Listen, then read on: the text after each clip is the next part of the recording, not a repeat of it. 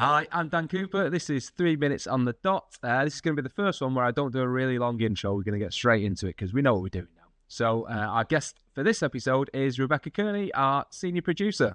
Hey, Becky, how are you doing? I'm good, thanks, Dan. Today, our big question is, how do you transform primary sources into engaging visitor experiences? And we're going to focus again on a particular project, an R&D project that we produced last year. So this is about Knock Berman. Who was Knock Berman? So, Berman was a man who lived in Šeduva in Lithuania in the 1930s. Sadly, Berman, like the rest of the Jewish community in Šeduva, were sadly killed and buried in mass graves in the Holocaust.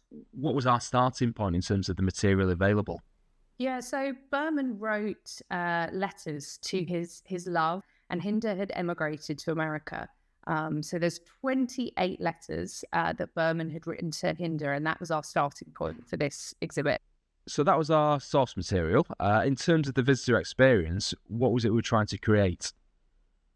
So we wanted to tell the visitors up front who Berman was, when and where he lived, and when he died, and then invite the visitors to ask Berman a question. And what was the process in turning those letters into usable answers for this exhibit? So we started by taking the 28 letters and extracting from them phrases and words that could be construed as answers, put them into a spreadsheet, then work backwards to pair them with questions. So we paired each one with a question, then generated more questions that could fit to those answers. And then lastly, we needed to look at questions that he couldn't answer and how do we deal with that? And so that might be through steering the visitor towards information that we did have rather than didn't. Asking Berman questions and getting the answers.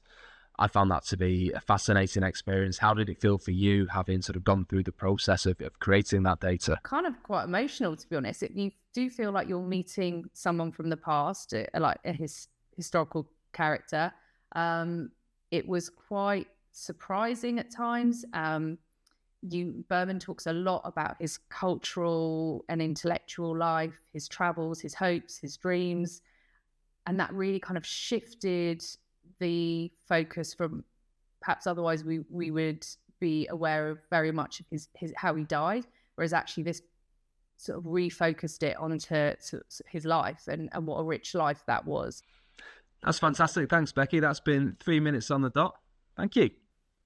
Thank you.